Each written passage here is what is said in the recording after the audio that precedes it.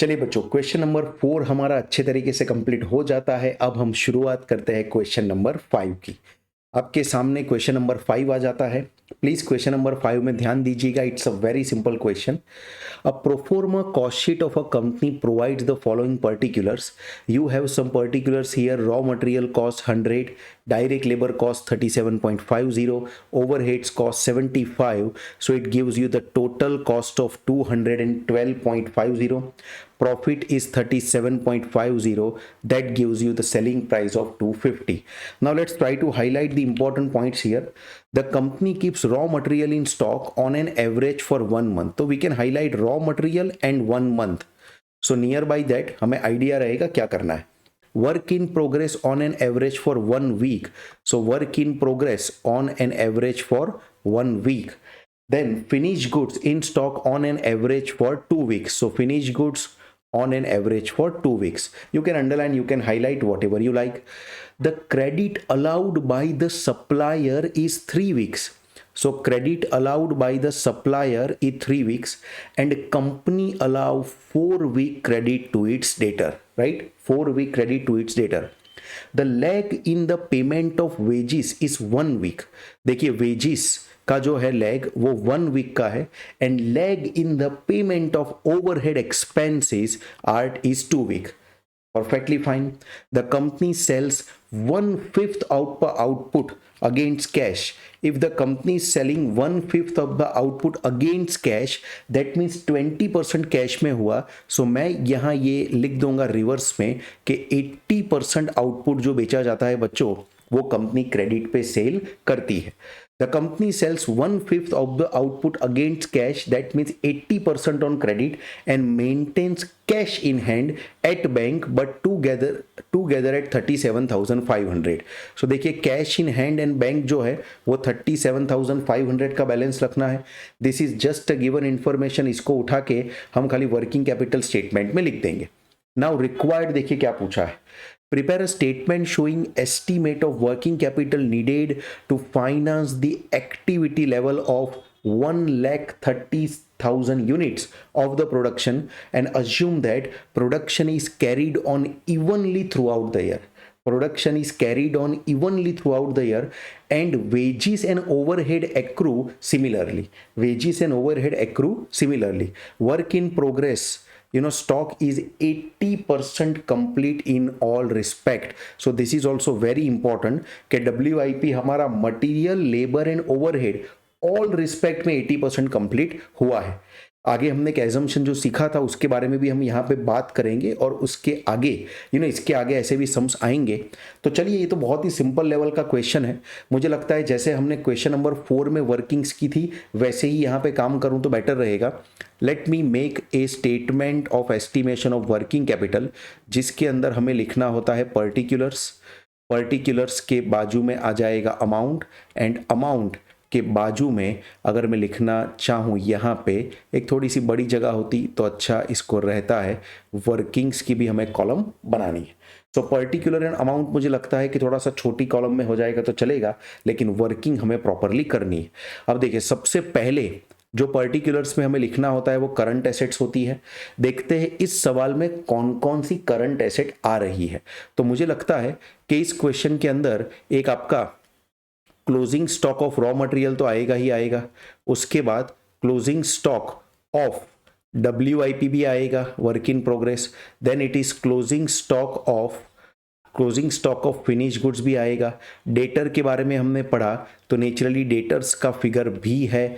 Debtors के बाद एक कैश एंड बैंक बैलेंस था, so cash and bank balance भी लिखूंगा. ये पहले से लिखना बहुत अच्छा रहता है, राइट, जिससे हम कोई चीज़ भूल ना जाए, और जनरली सब क्वेश्चन में लगभग एक जैसी ही चीज़ आती है. Then I will put all the current liabilities. चलिए, करंट लायबिलिटी को भी लिखे तो सबसे पहले जैसे ही करंट लायबिलिटी याद आता है आपको याद आना चाहिए क्रेडिटर्स का फिगर. आफ्टर क्रेडिटर मुझे लगता है कि आउटस्टैंडिंग वेजिस का फिगर भी ध्यान में रखना चाहिए था, एंड एक था आउटस्टैंडिंग ओवरहेड का फिगर. इतनी चीज़ें मुझे लगता है कि आने वाली थी, और कुछ भी मुझे लगता नहीं है कि करंट लायबिलिटी में आएगा, तो इसको इतना ही रहने देंगे और फिर इसका टोटल हम करेंगे और अपना आंसर आएगा. चलिए, इतनी चीज़ें लिखने के बाद अब इसकी वर्किंग करते जाना है और इसके सभी के सभी अमाउंट भी लिखते जाने हैं बच्चों। सबसे पहले मैं रॉ मटेरियल की बात करूं तो मेरे बच्चों रॉ मटेरियल का जो वैल्यूएशन होता है वो कंजम्पशन के ऊपर वैल्यूएशन होता है। किस चीज के ऊपर होगा वैल्यूएशन? कंजम्पशन के ऊपर। तो चलिए इसकी छोटी सी एक वर्किंग मैं यहाँ पे लिख देता हूं कि रॉ मटेरियल कैसे वैल्यू होगा, फिर उसका अमाउंट भी आ जाएगा। सो देखिए मैंने 1,30,000 यूनिट्स का प्रोडक्शन किया इनटू रॉ मटेरियल का 100 रुपीज का कॉस्ट है। और इस सवाल में एक चीज नोटेबल है, सिर्फ एक ही जगह पे 1 मंथ दिया है, लेकिन बाकी सारी जगह पे आप देखोगे ना तो वीक का इस्तेमाल किया है। मंथ की जगह पे if you see everywhere they have put the word week. अब मुझे है ना ऐसा लगता है कि सिर्फ एक ही जगह पे मंथ दिया है और बाकी सब जगह पे वीक दिया है, तो बेटर है कि वो मंथ वाली काउंटिंग भी आप वीक में कन्वर्ट कर दो, जिससे पूरा का पूरा सवाल वीक में ही चले, राइट। तो 1 मंथ इक्वल टू कितने वीक होते हैं? 4 वीक होते हैं ना बच्चों। सो मैं एक बार ऐसा प्रिज्यूम कर लेता हूं कि 1 month is equal to 4 week मानूंगा। मैं एग्जाम में इसकी एक नोट भी लिख दूंगा कि भाई मैंने 1 मंथ सिर्फ एक ही चीज मंथ के क्राइटेरिया में दी है, बाकी सभी चीजें आपको वीक के क्राइटेरिया में दी है, तो मैंने एक चीज जो मंथ के क्राइटेरिया में थी उसको वीक में कन्वर्ट कर लिया और 4 वीक मान लिया। तो अब देखो इसकी वर्किंग कैसे आगे बढ़ेगी। This is going to be divided by 52 और इंटू मुझे करना पड़ेगा 4। सो ये पूरा सॉल्व करके मुझे मिल जाएगा amount of closing stock of raw material. Let's do this. 100 divide by 52 into 4, 10 lakh rupees का मेरा रॉ मटेरियल का फिगर आ रहा है। अलग कलर से लिखते हैं जिससे प्रॉपर दिखे। सो 10 lakh rupees is the amount of raw material. I hope you understand. और आप बीच में रूलिंग कर सकते हैं जिससे थोड़ा प्रॉपर दिखे। सो ये था हमारा closing stock of raw material जो कि कंजम्पशन के बेस पे होता है। अब मैं एक बार क्लोजिंग स्टॉक ऑफ WIP लाना चाहता हूं। देखिए अगर कुछ नहीं बोला हो तो हम क्या एजम्पशन करते हैं WIP में? अगर कुछ नहीं बोला हो तो हमें ये एजम्पशन करना होता है कि मटेरियल 100% चला गया, राइट। फिर लेबर एंड ओवरहेड 50% गया। बट इस क्वेश्चन के अंदर हमें ऑलरेडी बता दिया गया है कि work in progress all respect में 80% कंप्लीट है। तो हमें क्या करना पड़ेगा, ये जो टोटल कॉस्ट है 212, नेचुरली इसके ऊपर ही वर्क इन प्रोग्रेस का वैल्यूएशन होगा, लेकिन इसका हमें लेना पड़ेगा 80%, क्योंकि वर्क इन प्रोग्रेस सिर्फ और सिर्फ 80% ही कंप्लीट है। तो चलिए वर्क इन प्रोग्रेस की भी वर्किंग आपको अच्छे तरीके से दिखाऊंगा तो आइडिया आएगा। देखिए क्या करना है। पहले तो मैं वर्क इन प्रोग्रेस में करूंगा 1,30,000, राइट, इनटू कर दूंगा 212.5, ये है। अब इसको मुझे इनटू 80% भी करना पड़ेगा, राइट, क्योंकि 80% पे मुझे वैल्यूएशन जो करना है, राइट, सबका 80% हो गया, पूरी कॉस्ट का 80% हो गया। इसको डिवाइड बाय 52 करना पड़ेगा और into work in progress average for 1 week है तो इनटू 1 करना पड़ेगा। I hope you are getting the working. 1,30,000 into 212.5 into 80% because it is 80% completed in all respect. Divide by 52. 4,25,000 is the figure which I am getting for closing stock in WIP. तो देखिए कितनी आराम से हमने working करके closing stock of WIP भी ला दिया है बच्चों। अब बारी है फिनिश गुड्स की। देखिए फिनिश गुड्स की अगर मैं बात करूं तो फिनिश गुड्स का वैल्यूएशन तो पूरी की पूरी कॉस्ट पे होना चाहिए, इसका 80% भी नहीं करेंगे। सो फिनिश गुड्स का वैल्यूएशन भी टोटल प्रोडक्शन कॉस्ट पे होगा। सिंपल सी वर्किंग फिनिश गुड्स की करते हैं तो 1,30,000 units we have made into 212.5 is the cost, right? 80% कुछ करने की जरूरत नहीं है। This will be divided by 52 and into मुझे करना पड़ेगा फिनिश गुड्स जो रखा जाता है वो 2 वीक्स तक रखा जाता है, तो इंटू 2 कर दूंगा। 1,30,000 into 212.5 divided by 52 into 2, 10,62,500 is the valuation of closing stock of finished goods. I am sure you are absolutely getting the point कि यहाँ पे क्या चल रहा है। अब बारी है डेटर की। याद करो बच्चों, डेटर में दो कंसेप्ट हम लगाते हैं, एक तो सेल्स का कंसेप्ट होता है, एक तो टोटल कॉस्ट का कंसेप्ट होता है। एक्चुअली कैश कॉस्ट का भी एक कंसेप्ट होता है, लेकिन इसके बारे में जब सम्स आएंगे तो बाद में हम बात करेंगे। इतना हमेशा याद रखें कि जब तक हमें कॉस्ट की डिटेल अवेलेबल हो तब तक सेल्स कंसेप्ट कभी मत लगाओ। मतलब आप अगर अकाउंट्स लिखते हो ना, तो डेटर का वैल्यूएशन 250 की प्राइस पे होता है। इन अकाउंटिंग बुक्स डेटर का वैल्यूएशन 250 की प्राइस पे होता है, लेकिन यहां हमें डेटर का वैल्यूएशन जो करना है वो कॉस्ट पे करना है, यानी कि 212.5 पे करना है। इसमें डेप्रिसिएशन वगैरह की डिटेल नहीं है। अगर किसी क्वेश्चन में डेप्रिसिएशन या किसी तरह के नॉन कैश एक्सपेंडिचर के बारे में भी अगर डिटेल दी होगी तो मैं टोटल कॉस्ट अप्रोच की जगह कैश कॉस्ट अप्रोच का यूज करूंगा। अभी हमें कैश कॉस्ट के बारे में कुछ सोचने की जरूरत नहीं है, क्योंकि यहाँ पे कोई नॉन कैश एक्सपेंडिचर दिया ही नहीं है, तो इसे निकाल दो।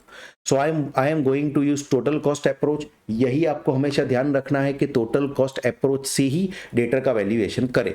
देखिए इसका वर्किंग करते हैं। डेटर का वैल्यूएशन सेल्स पे होता है, और मैं मानूंगा कि 1,30,000 का ही सेल्स हो गया, क्योंकि ये न्यूली स्टार्टेड बिजनेस नहीं है। मतलब जो इसका ओपनिंग स्टॉक इन यूनिट होगा वही इसका क्लोजिंग स्टॉक इन यूनिट्स भी होगा बच्चों। तो चलिए मैं यहाँ पे करता हूँ 1,30,000 राइट, इनटू मैं कर दूंगा जो डेटर का है वो है 212.50 राइट, इस पे वैल्यूएशन होगा, डिवाइड बाई 52। और देखो डेटर को कितने वीक का पीरियड मिलता है, तो देखेंगे तो डेटर को 4 वीक्स का पीरियड मिलता है। सो डेटर के लिए मैं इंटू 4 कर दूंगा इसे। नेचुरल ये डबल हो जाएंगे, लेकिन एक चीज आपको भूलनी नहीं है कि बच्चों हमारा जो सेल्स था वो 80% ही क्रेडिट पे था। तो फाइनली मुझे ये जो इंटू 80% है ये भी करना पड़ेगा। ये हमारे लिए एक आईएमपी पॉइंट हो गया, क्योंकि 80% तो करना ही पड़ेगा ना, क्योंकि क्रेडिट सेल्स जो देखना है। सो 1,30,000 into 212.5 divide by 52 into 4 into 80%, this gives me 17 lakh as the figure of debtor. So बच्चों 17 lakh ये आ जाता है मेरा डेटर का figure. I hope you understand this also. Now let us talk about cash and bank. Sir इसमें क्या करना, already given है कि 37,500 का हमें कैश और बैंक बैलेंस रखना था। सो कैश एंड बैंक हो जाएगा 37,500। इसकी वर्किंग क्या लिखनी, इसकी जगह पे सीधा मैं लिख दूंगा दिस इज गिवन बैलेंस। देखिए हमने एक एक करके सभी की सभी करंट एसेट को कंप्लीट कर दिया है, सभी की सभी करंट एसेट को कंप्लीट कर दिया है। अब बारी है बच्चों करंट लायबिलिटी की। अब देखिए करंट लायबिलिटी में सबसे पहले क्रेडिटर की बात करनी है, और क्रेडिटर का वैल्यूएशन परचेज पे किया जाता है। क्रेडिटर का वैल्यूएशन परचेज पे किया जाता है। मैं आपको वापिस एक बार समझाता हूं राइट। एक ऐसा हो तो नया पेज इसके अंदर ऐड करते हैं और फिर मैं आपको एक्सप्लेन करता हूं राइट। देखिए एक नया पेज ऐड करता हूं और मैं लिखूंगा यहां पे राइट क्रेडिटर्स। आपको आगे भी ये समझाया था आगे के क्वेश्चन में। क्रेडिटर्स आर वैल्यूड ऑन किस पे आएगा बच्चों, परचेज पे आएगा। और हम परचेज कैसे निकालेंगे, सो परचेज निकालने के लिए हमें करना पड़ता है raw material consumption is equal to opening stock of raw material, plus इसमें करना होता है, यही हमारा मेन फिगर होता है, परचेज ऑफ रॉ मटेरियल, और उसमें से माइनस करते हैं हम closing stock of raw material. Now since this business is not a new business, uniform तरीके से यही मेरे वीक्स और रेशियोज चल रहे होंगे। टर्नओवर हर साल एक जैसा ही चल रहा होगा, तो इन दिस केस में ऐसा मान सकता हूं that my opening stock will be equal to my closing stock. Closing stock. तो ओपनिंग एंड क्लोजिंग स्टॉक की इंपैक्ट निकल जाएगी और मुझे क्या मिलेगा, raw material consumption is equal to purchase, ऐसा मिल जाएगा। Now this is very important for you to understand first, फिर आप इसका कोई भी इस्तेमाल करो तो इट्स परफेक्ट, बट ये चीज पहले समझनी जरूरी है। अब देखो मैं क्रेडिटर का वैल्यूएशन करूंगा तो परचेस पे ही, लेकिन गिनते हुए ऐसा नजर आएगा कि जैसे मैं क्रेडिटर का वैल्यूएशन कंजम्पशन पे कर रहा हूं, बट ये भी तो देखना है कि कंजम्पशन जो है वही तो इक्वल टू परचेज हमें मानना है ना बच्चों। तो चलो छोटी सी वर्किंग की जाए, वो 100 रुपीज के हिसाब से हमें करना पड़ेगा। सो 1,30,000 का हमने आउटपुट निकाला, राइट, इनटू मुझे करना पड़ेगा 100 रुपीज जो परचेज का मेरा अमाउंट था, राइट, और इसको डिवाइडेड बाय मुझे करना पड़ेगा 52, राइट, ये हमारा परचेस पे ही हो रहा है क्योंकि कंजम्पशन परचेस सेम है, और इनटू देखिए ना क्रेडिटर हमें कितना वीक का क्रेडिट देते थे, 3 वीक्स का। So here I have to put 3 weeks. चलिए फटाफट इसे टैली करते हैं। 1,30,000 into 100 divide by 52 into 3, 7,50,000 will be the figure of creditors in current liability. So मैं यहाँ पे लिख दूंगा 7,50,000। देखिए कितना आराम से क्रेडिटर का फिगर आ गया। बट ये जो मैंने आपको बच्चों एक्सप्लेन किया है ये मोस्ट आईएमपी है, ध्यान रखना। जब हम आगे जाके कुछ क्वेश्चंस गिनेंगे तो उसमें न्यूली फॉर्म्ड बिजनेस के बारे में भी हम बात करेंगे, बट अभी यहाँ पे न्यूली फॉर्म बिजनेस नहीं है, एग्जिस्टिंग बिजनेस है। कहीं बिजनेस में लिखा नहीं है कि ये न्यूली फॉर्म बिजनेस है, तो हमें परचेज और कंजम्पशन को सेम मान के चलना पड़ेगा। तो दिस इज वेरी इंपॉर्टेंट। चलिए आउटस्टैंडिंग वेजिस की बात करूं तो वेजिस के लिए बोला था कि 1 वीक का गैप मिलता है। चलिए वेजिस गिन लेते हैं। यहां पे आ जाएगा 1,30,000 इनटू वेजिस जो है हमारा वो 37.50 है, direct labour cost 37.50, right, and divided by मैं करूंगा इसे 52 और इनटू मैं कर दूंगा, राइट, इनटू मैं कर दूंगा। अगर वेजिस की बात करूं तो 1 वीक का वेज है ना, तो मैं इनटू कर दूंगा 1 वीक, इनटू कर दूंगा 1 वीक। तो फटाफट इसे सॉल्व करते हैं। 1,30,000 इंटू 37.5 डिवाइडेड बाय 52, तो ये हमारा 93,750 का फिगर आ जाएगा, जो कि आउटस्टैंडिंग वेजिस की तरह करंट लायबिलिटी में होगा, 95,750। एंड वैसे ही बात करते हैं आउटस्टैंडिंग ओवरहेड्स की। तो ओवरहेड्स के लिए भी वर्किंग जो होगी that is going to be like this, 1,30,000 आएगा, राइट, इनटू करना है आउटस्टैंडिंग ओवरहेड 75 रुपीज के है, तो 75 डबल आने वाला है, डिवाइडेड बाय 52 एंड ओवरहेड्स का 2 वीक है, राइट। सो मुझे इसको इंटू 2 करना पड़ेगा, देखिए ये कैसे आता है, 1,30,000 into 75 divide by 52 into 2, 3,75,000 is the figure for outstanding overheads, 3,75,000। कितना आराम से हमें ये सभी का सभी फिगर मिल गया। आई एम श्योर अगर आप ध्यान दे रहे होंगे तो कंसेप्चुअली भी ये क्वेश्चन आपको एकदम क्रिस्टल क्लियर हो रहा होगा बच्चों। Not only the calculation which I am doing, एकदम कंसेप्चुअली भी आपका क्वेश्चन एकदम क्लियर हो रहा होगा, ऐसा मुझे बिल्कुल लगता है बच्चों। चलिए टोटल करेंगे। सो यहाँ पे मुझे लिखना पड़ेगा टोटल करंट एसेट। ये अलग अलग कलर्स है तो क्या चीजें बहुत क्लमजी नहीं दिखती, आप प्रॉपर तरीके से देख सकते हो। तो 10 लाख, वो 10 lakh plus 4,25,000, 10,62,500, huge figure of 17,37,500. This gives you 42,25,000 as the total current asset. Now here let me write down total current liabilities also. वो हो जाएगा 7,50,000 plus 93,750 plus 3,75,000, that gives you 12,18,750। ये आपका आ गया टोटल करंट लायबिलिटी।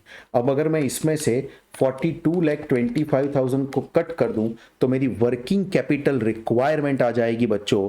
मैं यहां पे लिखूंगा वर्किंग कैपिटल रिक्वायर्ड और वर्किंग कैपिटल रिक्वायरमेंट, ये हो जाएगा 30,06,250।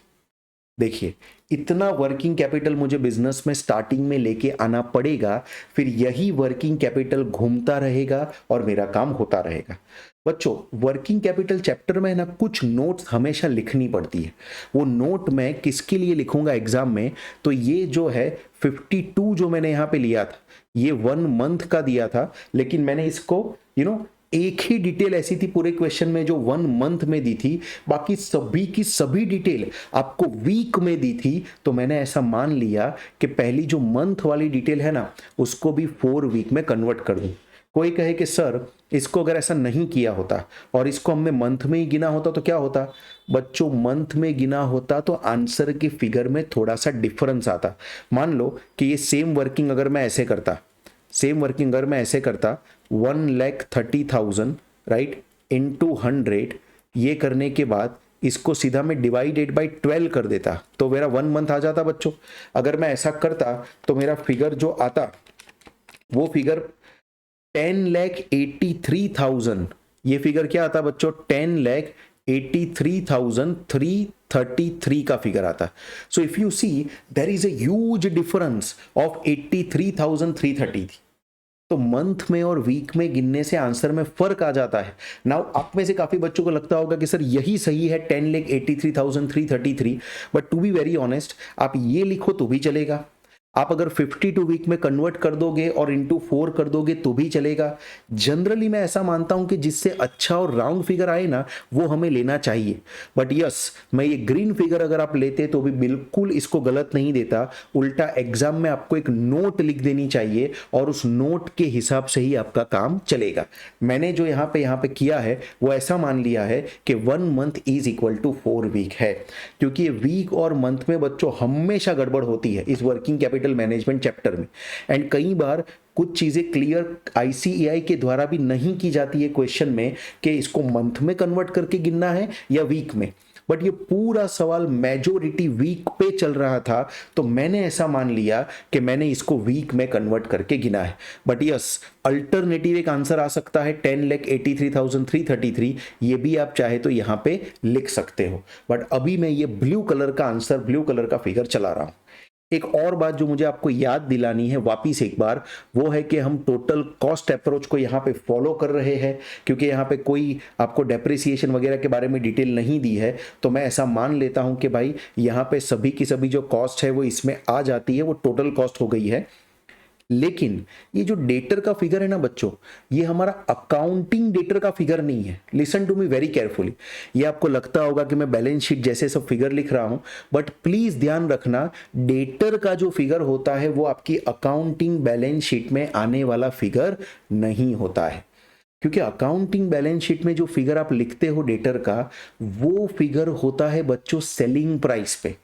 अकाउंटिंग में जो लिखते हो वो फिगर होता है सेलिंग प्राइस पे, लेकिन यहां पे जो फिगर है वो सेलिंग प्राइस पे नहीं है, वो कॉस्ट पे फिगर है। सो आई एम श्योर आप बात समझ रहे हैं कि ये जो डेटर का फिगर है वो अकाउंटिंग फिगर नहीं है बच्चों। सो इतनी चीजें अगर आप अच्छी तरीके से नोट करते हो, अच्छे तरीके से ध्यान में रखते हो, तो believe me working capital requirement की एक क्वेश्चन आपके लिए बहुत ही सिंपल हो जाते हैं बच्चों। तो ये है आपका question number 5। I hope you all enjoyed the question. Video को पॉज करके क्वेश्चन को पूरी वर्किंग के साथ अपने हाथों से अपनी नोटबुक में गिनना मत भूलना बच्चों।